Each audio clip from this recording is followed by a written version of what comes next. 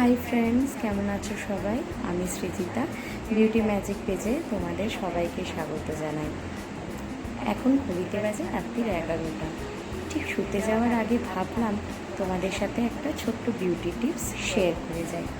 এই টিপসটার জন্য যে জিনিসগুলো আমাদের লাগবে সেগুলো ইউজ করার পরে তোমরা দেখতে পারবে যে তোমাদের স্কিনটা কতটা পরিষ্কার হয়ে গেছে। তাহলে চলো আজকে যাওয়া যাক আমার রান্নাঘরে, যেখানে আমি তোমাদের দেখাবো যে দুটো জিনিস আমাদের রান্নাঘরে আছে, সেটা দিয়ে কিভাবে রাতে রূপচর্চাটা সেরে নেওয়া যায়। চলো যাই আমার রান্নাঘরে। তোমাদের সাথে চলে এসেছি আমার রান্নাঘরে। এই রান্নাঘরে পাবো ঠিক দুটো জিনিস, যে দুটো জিনিস দিয়ে আমি আমার বিউটি সিক্রেটটা তোমাদের সাথে শেয়ার করব। তাহলে চলো দেখে নেওয়া যাক কী সেই দুটো জিনিস। আমার রান্নাঘরে থেকে আমি ঠিক দুটো জিনিস নেব। প্রথমটি হলো মধু। এই মধুটা বনলক্ষ্মীর মধু। আমি এই মধুর শিশিটা আমি বনলক্ষ্মী থেকে কিনেছি। এটা শান্তিনিকেতনের একটা ফার্ম হাউস, হয়তো তোমরা অনেকেই জেনে থাকবে। এই মধুটা খুব খাঁটি হয় এবং এটা খুব ভালো হয়।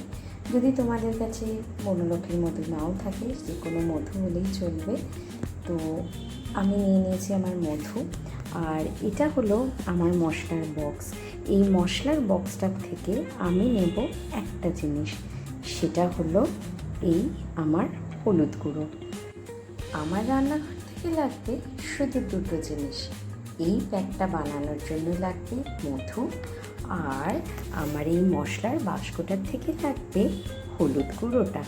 এই হলুদ গুঁড়ো আর মধু দিয়ে একটা চমৎকার ধরনের জিনিস আমি তোমাদের বানাতে শেখাবো। কি করতে হবে, একটা পাত্রে একটু মধু আর একটু হলুদ গুঁড়ো তোমাদের নিয়ে নিতে হবে। নিয়ে সেটাকে ভালো করে মিশিয়ে নিতে হবে। মিশিয়ে নেওয়ার পরে তোমরা এই জিনিসটাকে মুখের মধ্যে 5 মিনিট লাগিয়ে রাখবে। 5 মিনিট লাগিয়ে রাখার পর একটু ঘষে নিয়ে মুখটাকে ভালো করে জল দিয়ে ধুয়ে ফেলতে হবে। তাহলেই দেখবে তোমাদের মুখটা কতটা ঝকঝকে হয়ে গেছে। তোমরা যদি এই মধু আর হলুদের পেস্টটা রেগুলার শুতে যাওয়ার আগে 5 মিনিট করে ইউজ করতে পারো, তাহলে দেখবে তোমাদের ত্বক অনেক বেশি সুন্দর আর উজ্জ্বল আর ঝকঝকে হয়ে গেছে। তাহলে শুতে যাওয়ার আগে এই রূপচর্চাটা করার জন্য শুধু 5 মিনিট সময় লাগবে। এটা করতে কিন্তু তোমরা ভুলো না। যদি আমার টিপসটা ভালো লেগে থাকে তাহলে তোমরা সাবস্ক্রাইব করো, আমার চ্যানেলটাকে লাইক করো, শেয়ার করো, কমেন্টস করো, আর আমার সাথে থেকো। ভালো থেকো। আজ